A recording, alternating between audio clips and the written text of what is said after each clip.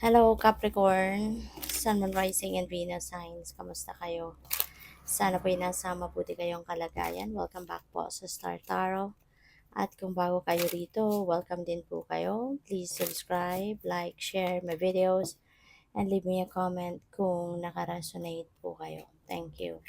So, daydream, Capricorn, maaring ang iba sa inyo, fantasizing, nag-i-imagine kayo na kung ano yung gusto ninyong ma-experience sa buhay ninyo at a certain period of time. So siguro, yun, daydreaming nga kayo ngayon, no? Possible din, Capricorn, na ang iba sa inyo is um, ina-envision ninyo rito yung ano ninyo, kung ano yung gusto ninyong ma-achieve, sa buhay.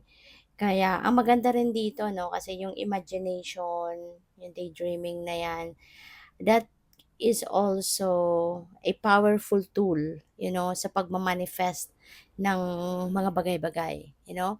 Ang maganda rin dyan, in order for that to be powerful talaga, na maging effective siya, is for you to include yourself doon sa kung ano yung ini-imagine ninyo, sa kung ano yung ini-envision ninyo.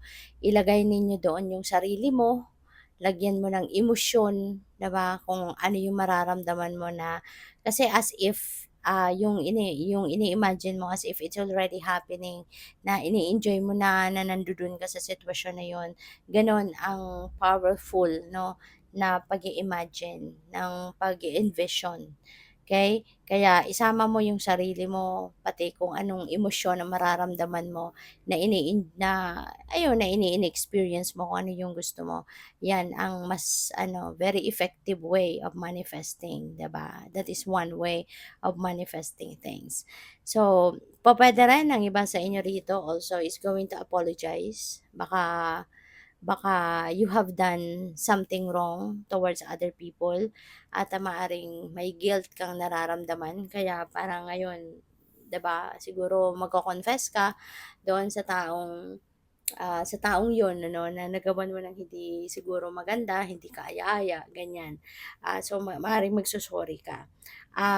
And you are going to ask for forgiveness. Pupuwede rin na ang iba sa inyo siguro is baka sa inyo naman merong mag-a-apologize, baka sa inyo merong magso-sorry, baka sa inyo merong um, magpapahayag ng kung anong gusto niyang sabihin sa'yo, pagpapakumbaba, paghihingi ng sorry, paghihingi ng ng iyong pagpapasensya. So, baka someone have done something wrong towards you in the past, at ngayon baka maglalakas ng loob na din ito at hingi ng tawad sa'yo. Pwedeng ganon. We have gain. So, maaari din na merong paparating na kaperahan sa inyo dito. This could be a profit, a financial gain, ganyan.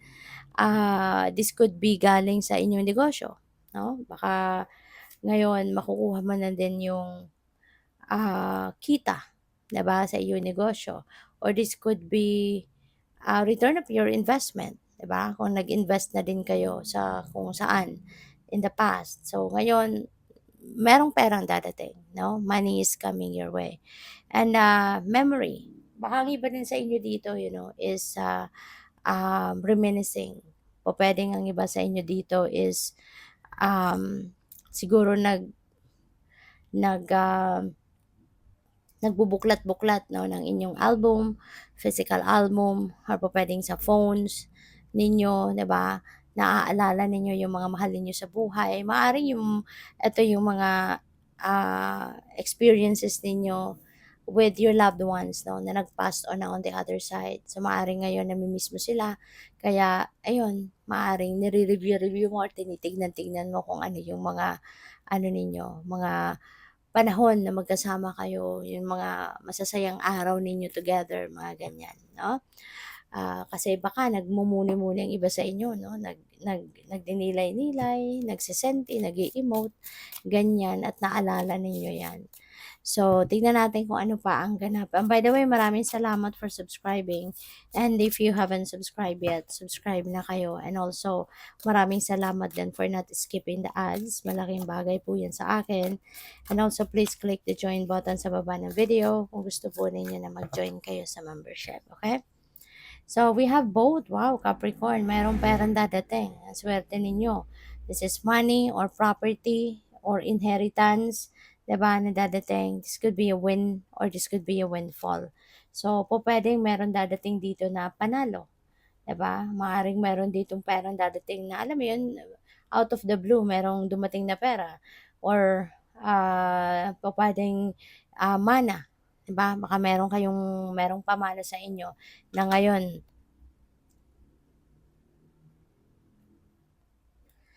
makukuha mo na or makiklaim mo na.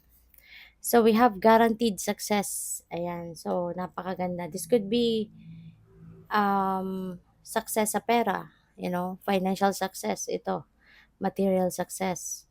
Kasi ang dami mo din perang pwedeng dadating eh. So, this could be material and financial success. Possible din na success ito sa trabaho. Diba? Sa career mo, sa business. Pwedeng ganun ang ganap dyan. So, we have in need of help, assistance, and guidance. So, this could be you. Pwede rin naman na ibang tao. So, kung kayo man ito, na nangangailangan ng gabay, kailangan ng tulong, so don't hesitate to ask for help. Don't hesitate to approach someone. No? Yung sigurado ka, alam mo na matutulungan ka, alam mong talagang kapag nilapitan mo siya, willing, no, na tumulong sa'yo, yung mga ganun ba, at gagabayan ka. And also, pupuwede rin naman na merong ibang tao, no, na nangangailangan ng tulong at maaaring ikaw yung lalapitan, ikaw yung pupuntahan, no? So, what else? We have mice, discord among friends or family. Alright? So, baka meron ditong hindi kayo pagkakaintindihan with someone, kapamilya, or pwedeng kaibigan. So, magkakaroon kayo rito ng disconnect. 'Di ba? Baka merong argument na nangyari dito or pupuwede rin na cywar, 'di ba? Alam mo 'yun, yung hindi na kayo nagkibuan na lang pero alam ninyo sa sarili ninyo na galit kayo, inis kayo, visit kayo, yung gano'n. So, maaaring nagkaroon kayo dito ng ganyang sitwasyon ano, with some of your friends or family members. We have scales, keep your life in balance. Yan, this is an important reminder na i-maintain ninyo yung balanse sa buhay ninyo.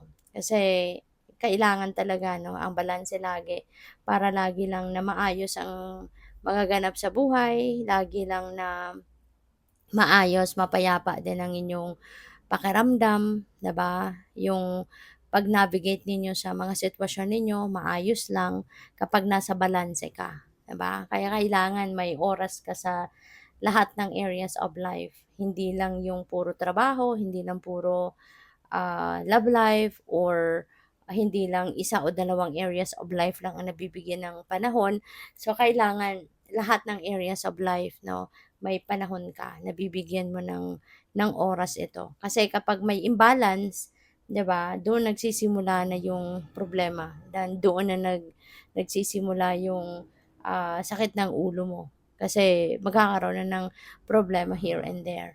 So we have bear, danger, especially in money matters.